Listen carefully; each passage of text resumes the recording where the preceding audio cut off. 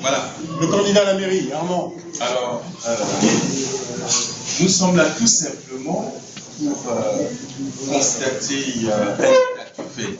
Cet état de fait, l'esprit les dés sont jetés, à savoir que les cartes sont faites. Aujourd'hui, les élections municipales se résument plus que à deux candidats.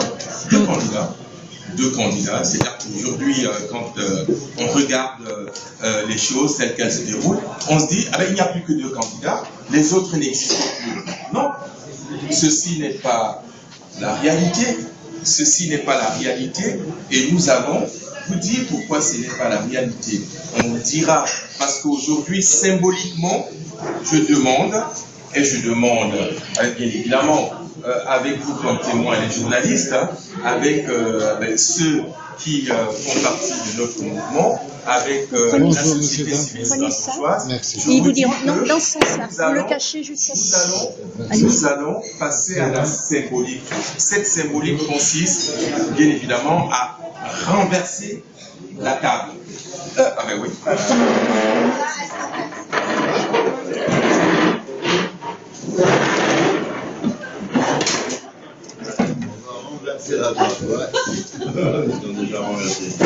Voilà, ça le symbolisé. Excusez-moi. La symbolique du renversement de la table veut dire que plus que jamais, l'alternative qui est la nôtre, qui est l'alternative de l'habitant, parce que nous sommes, une composition des personnes connues et reconnues sur Strasbourg, nous sommes une composition des personnes qui roulent uniquement pour l'habitant. Alors, Dominique, je passe la parole pour le lait. Oui, alors, j'enchaîne sur ce que Armand dit. C'est vrai qu'on a envie aujourd'hui de vous dire nos propositions, on a envie de rentrer dans le détail des choses. Ça va se passer maintenant, ça va se passer lundi après-midi et mercredi après-midi. Mais d'abord, il faut rebondir sur ce que Armand vient de dire. Cette élection se déroule entre une sénatrice et un sénateur. On en est déjà au deuxième tour. On n'a pas encore abordé le débat du premier tour, qu'on en est déjà au deuxième tour. Mais nous disons, ça suffit cette façon de présenter les choses. Et avec Armand, nous illustrons cette situation qui est la nôtre aujourd'hui. Et nous l'illustrons, et nous sommes nombreux aujourd'hui à Strasbourg à dire nous ne savons pas, et nous ne voulons pas choisir entre un sénateur et une sénatrice. Voilà la situation qu'on nous propose aujourd'hui, c'est celle-là. Moi j'ai le seul avec l'élastique qui fout pas. Attends, moi je peux pas, je peux pas faire comme ça. Je veux bien le mettre, mais je peux pas le mettre entièrement. Non, regardez, là c'est tout le monde a son masque. Parce que c'est ça la situation. Voilà la situation qu'on nous présente pour ces élections. On nous présente deux personnes dont on sait que pendant plusieurs décennies ont administré et géré cette ville de Strasbourg sans que les choses aillent mieux. Nous sommes la véritable alternative. Et pourtant, il y a autre chose derrière. Ce qu'il y a derrière, c'est ce que vous voyez. Et nous baissons dans le, je vous dis, à bas les masques. Bas les masques. Très tout de suite. On en recommence. Non, remets-le juste une Bas les masques.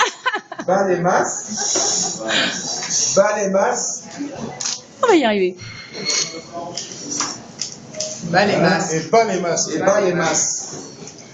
masques. Et voilà la situation d'aujourd'hui. Voilà.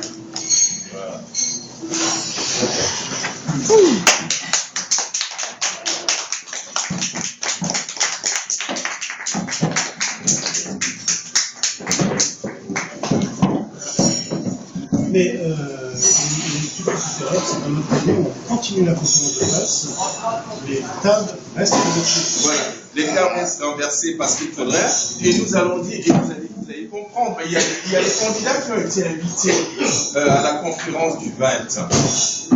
Mais de ces candidats, le Armand Télisco, qui est la tête de la liste posant le bon sens en action, n'a pas été convié. On estime que les jeux doivent être faits sans que la société civile n'en fasse partie. Nous disons non. Mais où est la démocratie, comme le demandait Jean-Paul Léonard? Où est la démocratie? Ah ben, il faudrait que tout le monde participe.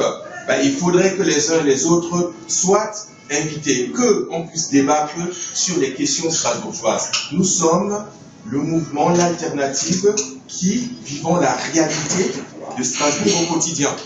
Alors, nous demandons tout simplement aux uns aux autres de ramener la réalité à la bonne mesure. Et la bonne mesure, c'est la réalité strasbourgeoise. Je voudrais aussi en profiter pour vous décliner les points de notre programme. 15 000 emplois créés. C'est le premier point. 15 000 logements. C'est le deuxième point. Nous avions parlé de la gratuité des navettes dans la périphérie de Strasbourg. Aujourd'hui, nous rajoutons à cette gratuité la gratuité du transport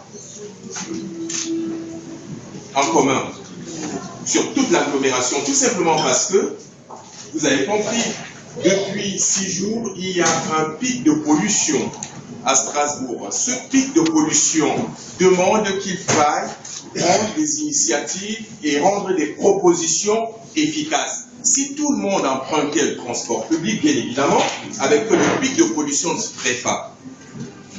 Par ailleurs, vous avez constaté, c'est une petite parenthèse, mais qui mérite d'être développée, par ailleurs, vous avez constaté le caillassage des pompiers aux côtés de qui nous étions ce matin, parce que nous nous sommes rendus à la caserne pour marquer notre soutien à ces pompiers qui, parce qu'ils viennent au secours des vies en danger, sont caillassés, insultés, déconsidérés. Le troisième point, et je passerai sur le quatrième point, autant pour moi, le quatrième point est clair. Nous nous sommes insurgés contre, bien évidemment, la mise systématiquement, le renvoi systématiquement des personnes dans les maisons de retraite. Ce point est important. Il est déterminant parce que ceux qui ont construit notre belle ville de Strasbourg ne doivent pas être contraints à aller dans les maisons de retraite. L'intérêt de cette dernière mesure, que nous déclinerons point par point le lundi ainsi que le mercredi, parce que nous allons rentrer dans le détail. L'intérêt, c'est que le maintien à domicile favorise la création de l'emploi, service à la personne. Par ailleurs, permet aux entreprises spécialisées dans les équipements de pouvoir avoir du travail, c'est-à-dire que ce sera l'équipement des personnes âgées. Je ne vais pas m'étendre, je vous demande d'aller tout simplement sur notre site, notre site qui est là, je vais vous le rappeler. Tous ceux qui sont là, vous n'avez juste qu'à aller sur ce site et vous allez voir, je demanderai aux journalistes présents de pouvoir faire mention de ce site pour que tous ceux qui s'intéressent à notre programme aillent voir le détail de ce programme. Dominique, Oui. il le nomme le site. Pardon ? Le nommer le site. Le site, il s'appelle Osons, le bon sens en action. Et pourquoi oser tu vois, Agnès, c'est oser, parce qu'il faut oser sortir de ce débat-là. Pourquoi le bon sens?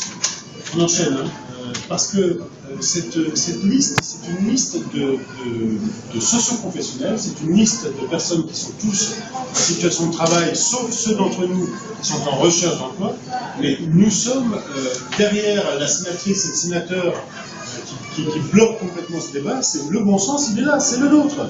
Le bon sens, c'est nous. Le bon sens en action, c'est nous. On est tellement en action que depuis des semaines et des semaines qu'on travaille sur nos idées, on retrouve ces idées chez d'autres, et en particulier chez Fabienne Keller, qui s'empresse de les reprendre, comme le Parlement des entrepreneurs, issu directement de notre travail à nous, mais on est ravis de voir que notre business area s'est transformé en Parlement des entrepreneurs chez Fabienne Keller.